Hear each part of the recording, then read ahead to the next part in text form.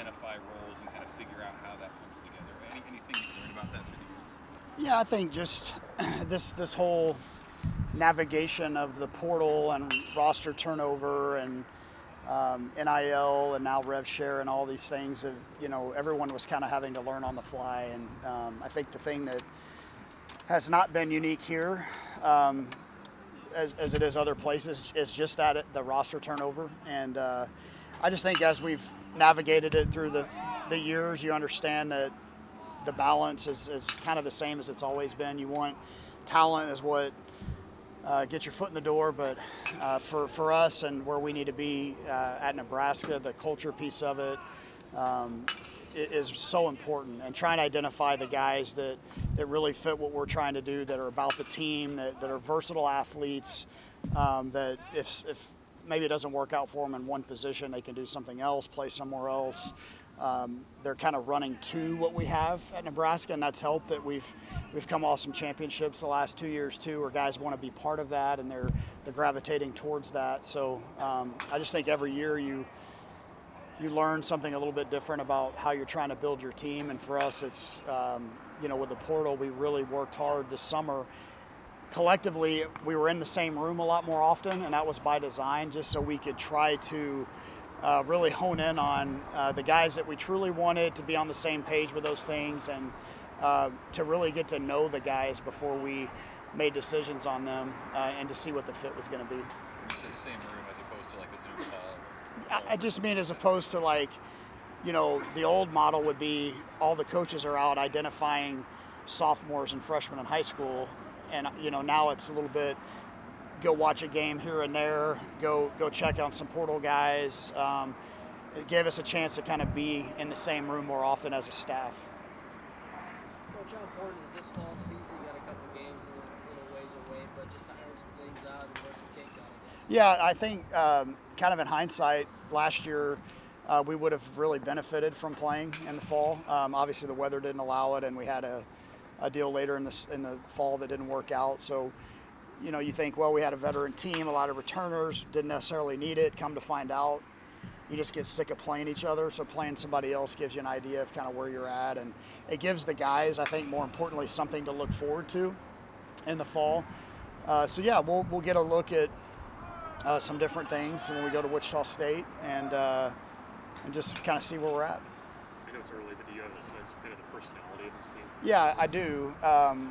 Very much more extroverted guys. And again, that's kind of, you don't always get it right, but we've really wanted to have some more guys that just better communication, some of those things, just they communicate better with their teammates, with their coaches. They want feedback. They kind of keep it light in the clubhouse while still loving the game of baseball and being very intense about the game of baseball. So very much so. I mean, it's been very evident. It's kind of a social experiment. I host the team every year at my house preseason, and it's kind of how many guys get in the pool and do certain things, and you kind of, last year's group, even we had a lot of returners, it was quiet, and this year it's just like, and the guys that all said it, I feel like we've been together for a long time. And honestly, we had a lot of guys voluntarily here on their own this summer, really making it a point to do that earlier than ever. I think that played a big part in it too. But you have to have the personalities of guys that are willing to kind of put themselves out there with their teammates. And I think it helps when your freshman group has a lot of confidence and a little bit of swagger too, which these guys have. How much are you, with the guys you brought in, I mean, it seems like the field's pretty full right now. I mean, how much are you moving guys around, trying them in different spots, things like that? Yeah, that's, so on paper, the outfield is super thin, but if you just kind of watch us, all the guys that we brought in that play infield, we've played them in the outfield this fall, and it's seamless. I mean, that's kind of what you hope for, is have a bunch of athletes. It doesn't always work out that way. I mean, some guys' depth perception is a little different in the outfield, or they don't catch the ball as easy, or they don't throw as well from the outfield. But I mean, we've cycled in all of our infielders to the outfield already, and we'll be just fine out there. With more than 24 newcomers, do you have to coach the ball a little bit differently, Will? Not necessarily, because like we said, I mean, this has kind of been a, even though last year we had more returners, there were still 20 newcomers, right? So it's not a whole lot different, but yeah, you just try to integrate the chemistry as quick as possible. You got to see what you have, and just really, I guess at this point we're trying to see the intensity level that we can get to, because I know that there are enough guys now that for 2 years have found out what it takes to win. In your experience, how much can you learn about what this offense can be in the spring right now? Yeah, I think what you can find out is like just in a BP setting, that doesn't show you everything. But if you're in a setting where you're facing some high velocity machine work or something, like how many guys can consistently get the barrel there and drive the ball out of the park. Ultimately, that was kind of where we wanted to try to transition to. Again, things are evolving a little bit with roster construction. Pitching's getting better. I just thought it was important to have 9 guys, maybe save one position that you can have in the lineup that they need to be able to punish the ball. Like if the ball's a mistake over the middle of the plate, the pitcher can't get too comfortable thinking it's just going to be a single. You gotta be pretty perfect with your execution. Your runners and scoring position numbers have to be really good. It's getting tougher and tougher to do that. I mean, you have more guys throwing 97 than you ever have with really good secondary stuff. So I think we've been able to see that already with our team. I think we've hit 10 home runs in the first 5 scrimmages. Again, fastballs, but you still have to get to it. You still have to be able to get to your best swing, and I think we have quite a few guys that are able to do that. What are you kind of expecting out of Ty this fall, just based on the finish he had in the season and then just being around here all summer? I think the biggest thing for Ty, we know what he's capable of on the field. It's taking the next step to become the true leader of the staff, and it's you're the Friday night guy. If that's what it ends up happening, you have to carry yourself a certain way. You have to set a certain tone for the weekend. You have to be super focused on what you're doing and what your team is doing, and less about what the other team is doing. And Ty got to that point by the end of last year, whereas early in the season he was a little more probably too concerned with what the other team was doing.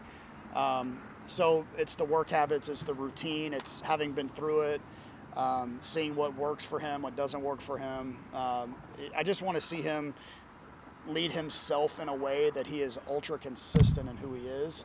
And when he does that, guys will follow him. Do you guys operate with Tucker Timmerman as starter, reliever? Is this ball kind of where you determine some of that? Well, unfortunately, Tucker is going to be out for the fall. Just found out. Nothing unbelievable in terms of time out. He'll be out for the fall, but he'll be back for the start of the season. So just a minor surgery. Literally just kind of finding that out within the last 24, 48 hours. So he'll be ready to go. We know he's going to carry a big load when he gets back. He'll be ready to ramp up in January, but we just won't see him this fall.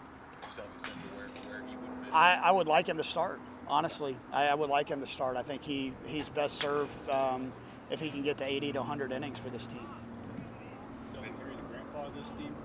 It's funny. I was just talking to him yesterday in the cages. He was in a group of hitters with all freshmen. I said, "Can you believe you're the old guy now?" And he's like, "Coach, it goes so fast. It is crazy to think about. Never thought we'd have him back, honestly. He's been a very consistent player for us. Excited to have him back. And I think maybe a little different version. I know he may have talked a little bit about some of the swing changes he's made, but I'm hoping he plays a little more of a chip on his shoulder because I think he felt slighted by not getting drafted, and I hope he plays like that.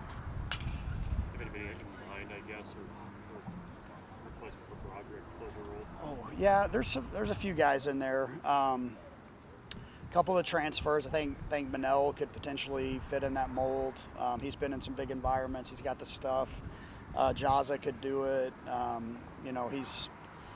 We're also looking at a lot of those guys as starters right now too. So it's kind of hard to pinpoint. I would like to maybe by week 3 or 4 start to put those guys in some of those situations this fall. Maybe a little different than we've done in the past where we just kind of roll an inning over. I want to kind of see some guys come out of the pen because it's kind of a balancing act, right? What you want to see in the fall. But I just think we've kind of found that there's guys that are learning how to pitch out of the pen.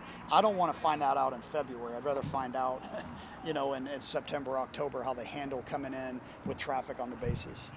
Jasa in particular, when he goes to the Cape, big strikeout stuff in the command piece still. Is that kind of what he's working on this fall? Yeah, again, he's a lot like Tyner, and those two are close buddies, but I'd like to see those two sharpen each other, in a great way. And they have great personalities. They like to have a lot of fun. Guys love them, but, it's time for Jasa to make a move. And, he redshirted his first year. We put the midweek starts on him, and he started off good, and then we didn't, kind of went away from him. So I think he learned some things this summer. He's just got to, it's between the ears, honestly. I mean, he can go do it. It's just a matter of trusting your stuff, believing in your stuff. Where does that come from? It's having a foundation of hard work. And, that's something that sometimes guys start to figure out a little bit later. And, we need Carson to make that move. Ty Porn mentioned Cooper Grace as a freshman. Got maybe a good first week. Yeah. But is he's working as a two-way guy? I guess what have you seen? He is, yeah. He had a home run, and he looked good on the mound. His first time out, 92, 93. Just attack and compete. So, yeah, just again things you hope you hit on with guys. I mean, it's just he's a guy that has confidence.